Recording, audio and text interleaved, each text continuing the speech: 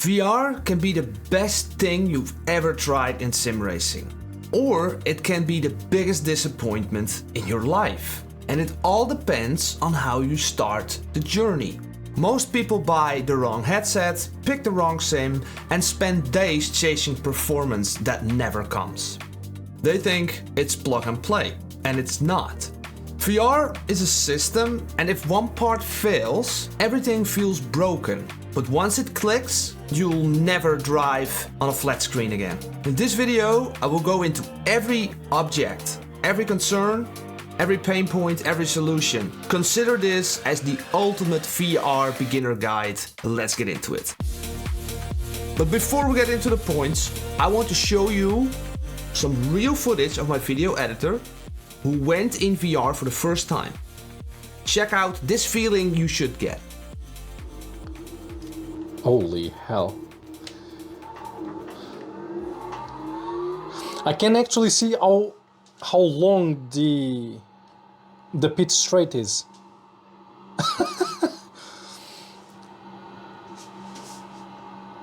You can actually see the height differences and But hit the brakes, hit the brakes. Just stand still for a moment and look around. Like hit the brakes and look, but also look on the other side. you can see the track going down.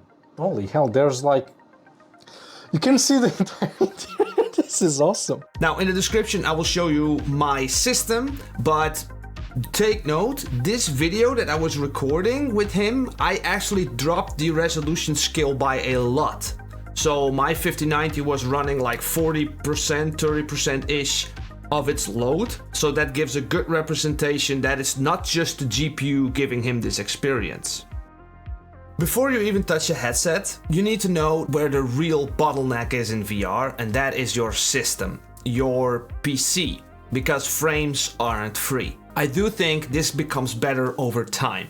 I believe you can run VR with a 4070 Ti, 3080 or higher, or equivalent AMD cards. As for your CPU, I think mid-tier CPUs are fine because you need CPUs for multitasking, AI races, and also you need a CPU with lots of frame rates, which we don't have in VR. It's like 72 or maybe 90. But I will say, if you can spend another 500 extra on a better GPU, I wouldn't hesitate.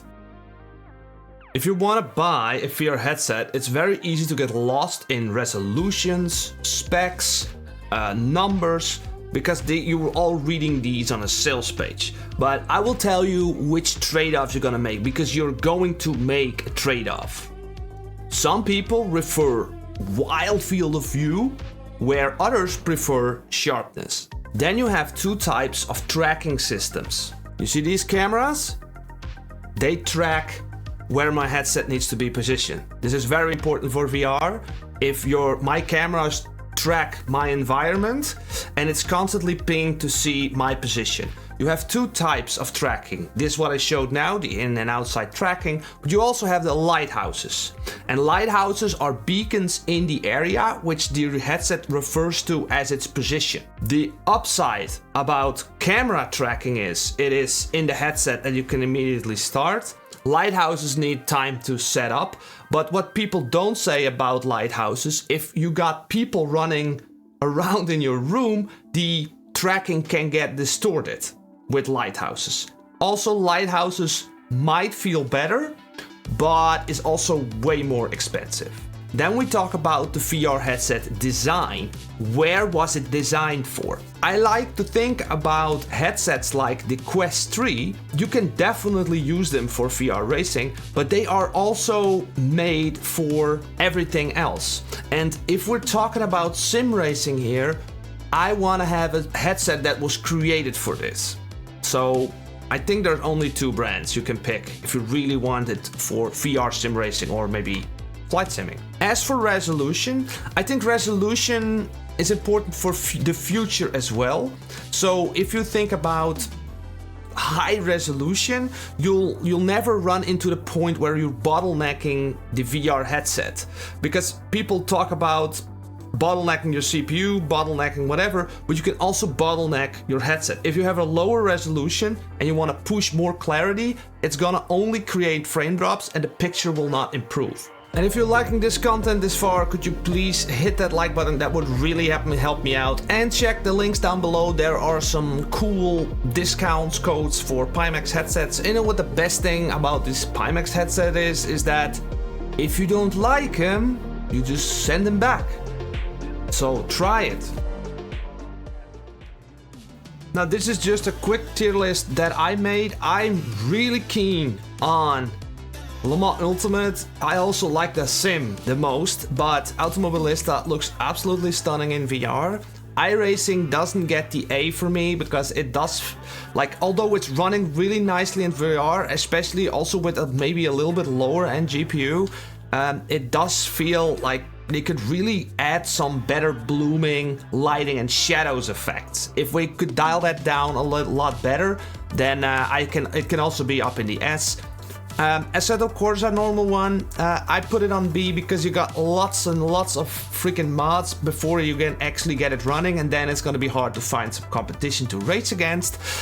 Assetto Corsa Evo, I don't know what the F is going on with them, but it was running fine. Now they're running an update and now it's horrible again.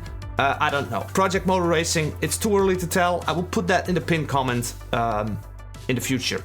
And Assetto Corsa Competizione at the bottom. I played this a lot. The thing is, when you get that running, then at some point you still get frame drops for no reason, like very random. And I will also explain how to optimize your settings for all of these and things to look out for. By the way, Random Callsign made a great video about this, all of these titles that I didn't mention because I don't know how they look. I didn't try, but check him out. He made a great tier list video for VR SimRacing, also including rally and different titles. Okay, so I need to be honest with you, and that is the installation. It is not that smooth as it might look. Like if you see me driving in VR live and you think, wow, this is great, it actually can be really painful to set it up. Like this. Drivers, sometimes you need to reinstall your drivers. Sometimes your headset comes with a USB port and a display port. Sometimes you just need to pick another port or another display connection. Sometimes it makes no sense, but these kinds of things you need to try out. Also, something I think is really useful these days is using ChatGPT when you're running into issues. A lot of times it comes up with solutions. Important, however, is that it can be really smart, it can also be mega dumb. So sometimes you need to prompt ChatGPT to say it, look for alternatives, think outside the box, or just start a new thread and ask it again. A lot of times it gives you a list of things to try. By the way, I must say that the installation process now is 10 times better than it was like 3 years ago, so. Now the best settings you need to pick for your VR and your different sim. So a lot of settings are already shared on the internet. A lot of people have gone through the pain of picking one slider for another. So for example, some textures might be on ultra, where shadows should be on low, or bloom should be low, and then resolution should be high, and you're like, there's a lot of variation here. So I think the best and the shortest route to the best settings is just copy them from somebody else. A lot of people have shared these settings for the particular sim or headset already. I have some myself as well in the description. Sometimes shadows and lighting, post-processing and pushing high resolutions, those are really pushing your system, but you can always make a trade-off between in-game settings and resolution. I like to have more resolution and put the game settings a bit down.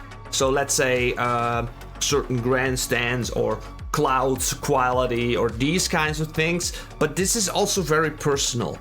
Again, if you're running a massive strong system, you're just making less compromises.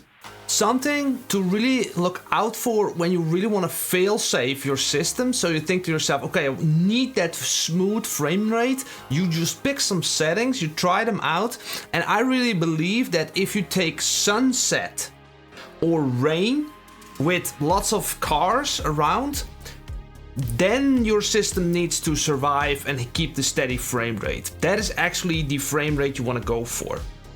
And I believe when you're running a strong CPU and GPU, the overall quality might not be so much better, but it's gonna be way more strong to handle all these spikes in frame drops or very short demands of what the system actually requires to run it smoothly. You really need to test out in this heavy environment when you're testing your settings, and then you can pretty much assume it's gonna be smooth. I want to also clarify a few myths between field of view and sharpness. So people refer to field of view as getting speed immersion, but speed immersion, I always feel they mix it up with triples. So if you have triples, you feel that speed more, but in VR you don't have this problem. You already see 3D objects coming toward you, and I really prefer some more sharpness. Also, I'm really keen on GT3 car driving, so if I have more field of view for this like speed sensation that I get, like peripheral vision, whatever, I got the seat brackets here on the side anyways. So when you're like in cockpit racing, I think a better, sharper picture is more important. If you're more on open wheelers, then more field of view might give you the better experience, but the biggest trade-off is the far sight. You're gonna suffer over there. You're gonna suffer the far view. So it's the one or the other, or a little bit of both. I think the headset that I'm using does both. I think it's really good. You see these? I have these hanging around in my room, and that helps the tracking of my headset a lot. You also want to avoid with inside out tracking the bright lights like over here. That can upset the tracking as well. And the overall room you have in VR, you want to kind of avoid these bright lights and have like predictable structures. So you want to have a room where you have some objects in, basically.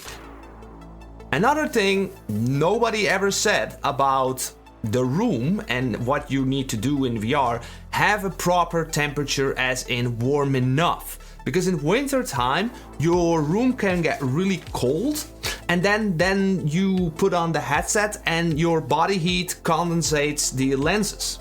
So you want to have your headset in kind of a warm area, or you want to have the sim rig room in a certain temperature, so you don't have this issue when you're starting racing in VR.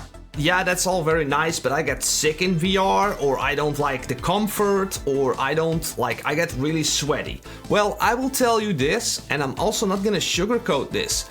If you're a really sweaty person, like you lift your arm and you start sweating like crazy, then VR might not be for you. Another issue people say about the weight of the headset. Your head is like already a pretty heavy thing, yeah? It's like 15 kilos or something. Like a 800 grams headset is not gonna make my neck hurt.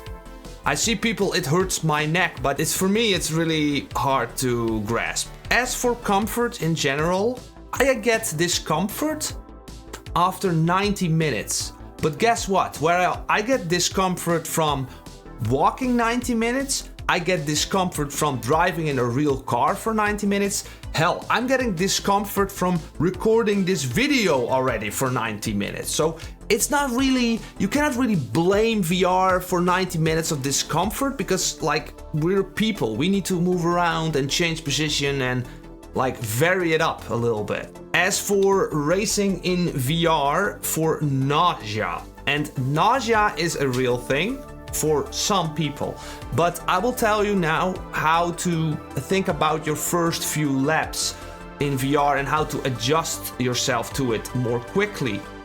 And that is picking a slow car class and drive slowly first. If you're going really fast from the beginning and you have this, like, you can get nausea real quick, it's too much. So drive slowly. You can adjust to VR really quickly, but you need to do this in very short bursts. Short bursts of 5 minutes can really make you adjust to the sims.